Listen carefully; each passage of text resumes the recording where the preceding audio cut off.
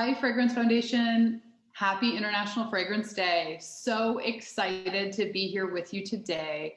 I am Brianna Lipovsky, the founder of Maison, a gender-neutral collection of artisanal fragrances created to inspire moments of connection, reflection, well-being, and nurture the human spirit one moment at a time. How I nurture my human spirit is actually through my love of equestrian and horses and the equestrian sport. I have been a competitive equestrian for countless years. I've been riding since I was 5, and in this brand, the horses really serve as our muse, and we tell olfactive stories through perfumery, through scent design and olfactive storytelling in all of our collections. So it's an absolute honor to be here today to share with you a little bit behind the scenes of the brand. We work with incredible perfumers and evaluators at IFF, from Mackenzie Riley to Celine Barrel, Pascal Gaurin, and Carlos Benaïm. We also have the incredible evaluator, Alexander Kassar, who is on the team. And so I just wanted to mention her because evaluators are extremely important. And I am so excited to have Carlos and Pascal joining us today for a little conversation. So what did you think when you saw a brief that was a fragrance about a horse? Well, it was for me something totally new and different, and I was very interested, and I think it might have something to do with the fact that my brother-in-law Donald and his wife Zaza have a horse farm in northern Westchester, and they always talk to me about the beautiful smells at some time of the year that are all over the barn, and that I should come and smell it and study it. So I had always this in my mind. So when you came with this idea of the barns and the horses, I'm not a rider myself, but I was really fascinated and decided that I would experiment and try something new. What was it like? Because you were unique in the sense that you actually got to meet your muse. You got to meet Karat. Right. That was quite an experience, actually. We went to Sunnyfield Farm in Bedford, and I expected to have very pungent smells in the barn somehow, you know, like Central Park South smells. But in fact, it was completely different. There was a real softness and a real gentleness of the air in the barn.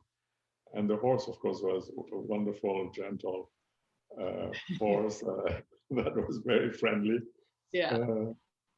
And I was struck by that softness in a way, in everything, from the smell of the leathers to the smell of the feed, into the smell of the horse itself. Yeah.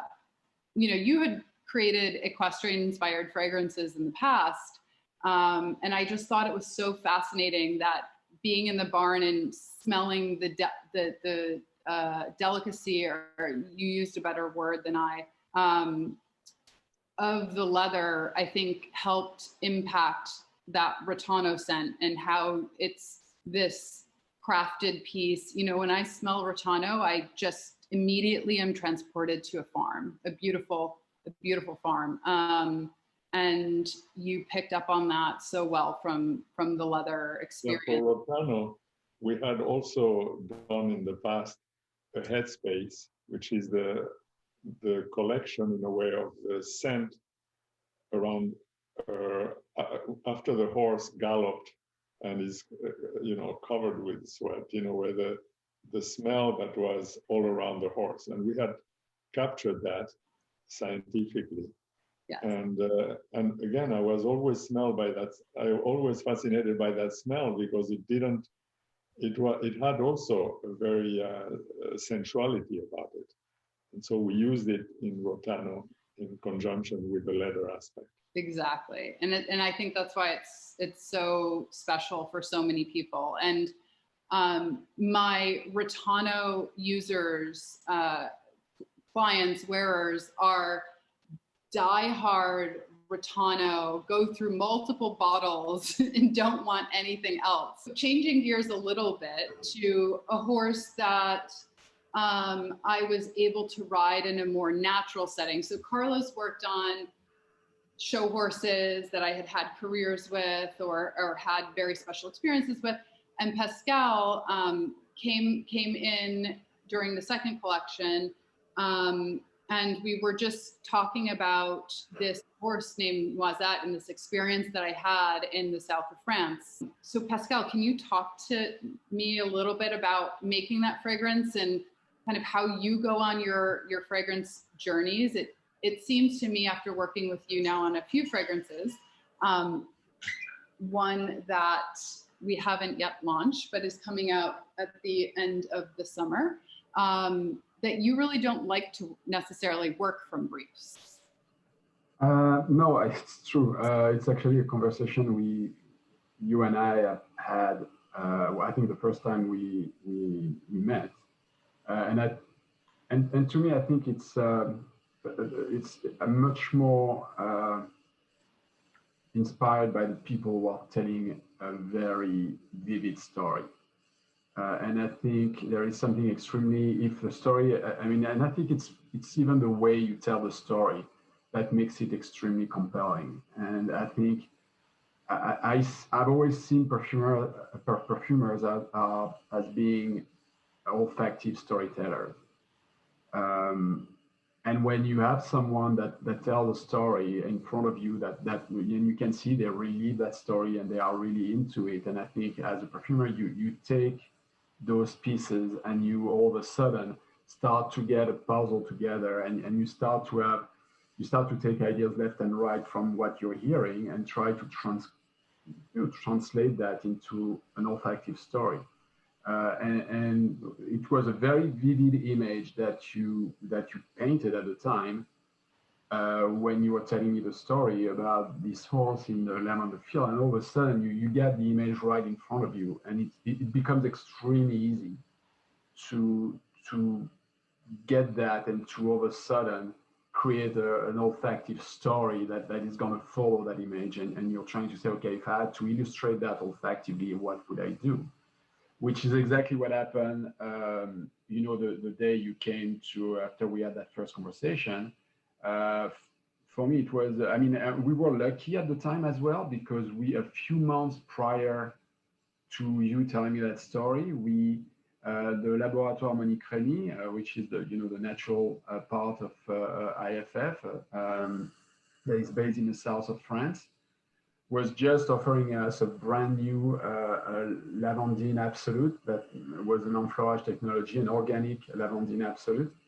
And I was playing with it like the same way I think perfumers usually play when they have a new toy. So we're kind of playing with it and trying different things. And I was starting to get a little bit more familiar with the way it was interacting and the way it was, what the effect we're getting. And that was a fantastic opportunity to actually showcase that beautiful natural. And instead of just using it as an accent, to say, okay, we're going to use that as the main character of the story. And you don't see that often, or we haven't seen for a very long time, actually, a fragrance that is really based solely, as a main piece on lavender, that is modern, that is doing something. And so the challenge was to say, how can I take that lavender and make it into something that is relevant for today, that is contemporary, and I think what I like about your story, and I think I tried to translate that in terms of construction, is there was something extremely simple in the way you tell the story. And there was something very simplistic, and I think it was very appealing that in the fact that it was a very simple story, but the way you said it made it extremely compelling. So even if you look at the formula itself, it reflects that. I think the formula is 17 ingredients. It's very simple, but it's straight to the point. And I think the idea was to say, the story is simple, the image is simple. So the fragrance needs to be simple, not lacking complexity, but you can still be complex and but being simple in the design. And I think you understand that better than anybody, because I think it reflects also the way you perceive your company as being complex, but simple in terms of minimalistic in a way. So that was the idea, and that's how the fragrance was built, and through three main themes, which were, the lavender, the orris, which is probably one of the highest, level of orris we can have in a fragrance at the moment. Yeah, I saw a picture. Yes, exactly. And the ambrette, and so between the ambrette, the orris, and the lavender, it was really the three components, and nothing was executed like that on the lavender theme. So it made it really, really interesting in that respect, and I'm glad to see the reaction that people have when they experience the fragrance. And hopefully it reflects your memory. And I think I remember seeing you the first time you smelled it, and all of a sudden your eyes open, and you are on the right track. Yeah. And the other thing that I loved about this fragrance as well, and many people don't know this about me, but I did spend some time studying the sciences and doing my post-bac for medical school. And I decided to journey off that path, but knowing that I wanted to create a brand that could still help people. And when you told me about the benefits that were associated with the lavandine and some of the research that had been done on the ability for that molecule to create reactions in the brain associated to relaxation, I immediately fell in love. And we were working on the fragrance before COVID happened, and IFF graciously donated 500 bottles of Noisette. The feedback that we received from these physicians, medical support, tech, nurses, doctors, PAs, it just was overwhelming how it helped them. It was a tool that they could add to their toolkit. And that was just the best feeling in the world. Yeah, I agree. We had that discussion, and I think to your point, I think we often say that, we are here for more than just doing fragrance. And I think when you see something like that, you realize that people realize the power that olfaction, fragrance have to us at a very emotional level. And it's the beauty of what we're doing is how you touch that emotional spot in a human being, and it's beautiful to watch. Can you tell me about what your first impression of the project or the brand was when we first met?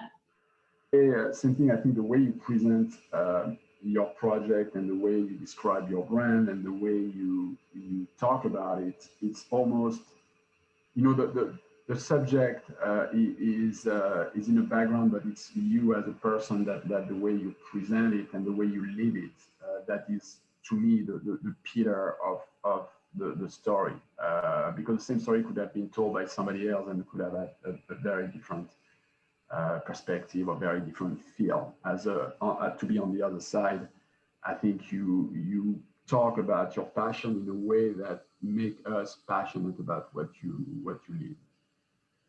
What do you think makes a good creative director perfumer relationship? This is a question for both of you. What is a creative director? I guess. Well, when we got set up for this, you were creative directing the background.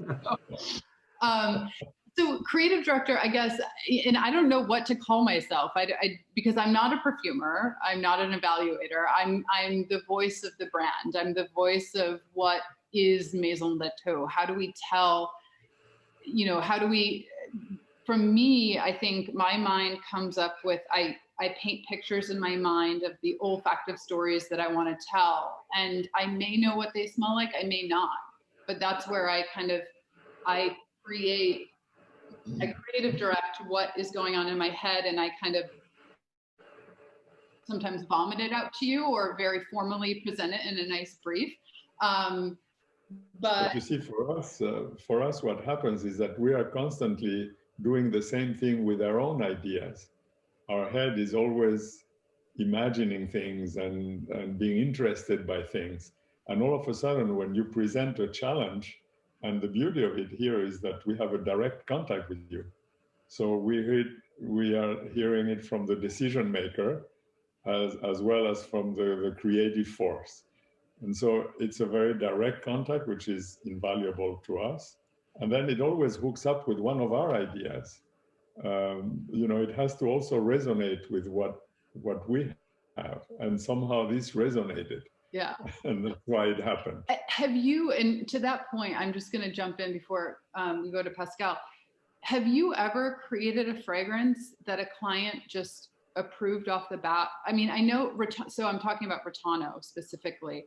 I feel like that was just a masterpiece by you, and you understood the story, you understood what was happening, you understood the horse and the picture so well, that we only worked on diffusion and some things, but I mean, the same mod that you presented, I think it was mod 7 or something. It was mod 7. It was the one that we kept working on certain things, but that character, that archetype, it was unbastardized by a client, I guess. Well, that never happened before, so. Yeah, I was wondering if that ever happens, because in the field that I typically work in branding and creative direction, graphic design, typically the clients always get in there and try to do something. So I was very proud of myself to show the restraint and say, this is beautiful, perfect, don't touch a thing. Even though I had some second guessing going on, should we do something lighter, whatever. But I loved that was just purely from you and your heart connecting with mine, and magic. And there is something about that raw moment that I think we have a tendency sometimes to forget, because to some degree we are all a bit of a control freak, and we like to be, feel that. I think it's a matter of self-preservation, and to be in control, you feel much more secure and much more. So I think it's not necessarily a negative thing, but there is something about when people say, oh, it was the first droid, the first idea. But what I realized it's very often actually it's not so much the first trial, because you've already thought about it for a very long time, and I think it comes to a conclusion. So it is on paper the first, but actually the realization of it in your mind already, you are kind of digesting for a while, and all of a sudden you get to something. So it's on paper it's the first, but it's not really the first. It's not really. Yeah. And I think there was a famous painter who said that, when he did a sketch, he said, I think it was Picasso. But how long did it take you to say it? It's 5 minutes, but 50 years of work. Absolutely. Exactly. To me, that's exactly that. And I think whether you're a painter or a perfumer, you're trying to express things olfactively that you don't have the ability to express in any other way. So the creative process to me, just in general, is so beautiful. And I think it happened with both of you, that, Carlos was thinking about Retano and the Stallion Accord for upwards of 8 or 9 years, in addition to then the precursor that motivated him to create that headspace and to create that accord. And then same with you, working with the new Lavandine and Florage. I wanted to allow some time for you to also ask me some questions, if you had any questions. You want to start, Carlos? Yes, Mike, I was curious to know what your next creative project is. Is it related to your passion for horses, or are you moving on to other areas of creativity? That's a great question. In terms of Maison de Taux, or in terms of me in general? Because I'm working on a bunch of different. I think both are very important. Yeah.